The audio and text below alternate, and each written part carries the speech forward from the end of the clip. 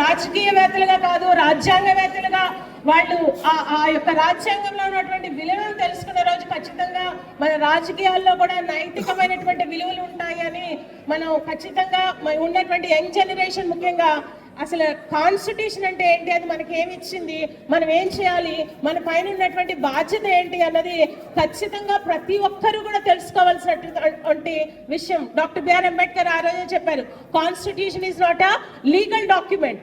ఇది కేవలం ఒక అడ్వకేట్స్ లేకపోతే లీగల్ ఫెటర్నిటీ మాత్రమే తెలుసుకోవాల్సినటువంటి విషయం కాదు.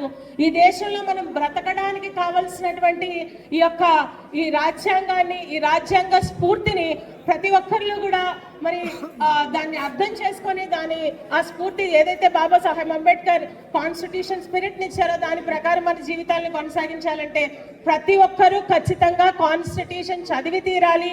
మరి ఇప్పటికీ చదివే టైం అయిపోయింది అనుకున్న పెద్దవాళ్ళందరికీ లేదు, వాళ్ళ పాఠ్యాంశాల్లో కాన్స్టిట్యూషన్ లేదు అన్న విషయాల్లో మరి అందరం కూడా దాన్ని ఎట్లాగా ఇంప్లిమెంట్ చేయాలి. సైనికులుగా తయారవడానికి ముందుగా చేయవలసినటువంటిది ఏంటంటే కాన్స్టిట్యూషన్ మనం నేర్చుకోవాలి.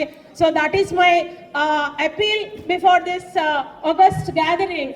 మరి అందరికీ కూడా అర్థమయ్యే భాషలో, అర్థమయ్యే రీతిలో కాన్స్టిట్యూషన్ అంటే ఏంటి అని మరి చెప్పవలసినటువంటి బాధ్యత ఈరోజు ప్రభుత్వాలతో పాటు ఈ సాంఘిక బాధ్యత కలిగినటువంటి మన అందరిది. కాబట్టి మరి ఆ దిశగా పయనించాలని ఈ సందర్భంగా ఈ అంబేద్కర్ మెమోరియల్ సొసైటీ వారిని, ఇక్కడ ఉన్న పెద్దల్ని, విచ్చేసిన మిమ్మల్ని అందరినీ కూడా కోరుకుంటూ నాకు ఇచ్చిన అవకాశాన్ని బట్టి మీ అందరికీ ధన్యవాదాలు తెలియజేసుకుంటాను. జై భీమ్.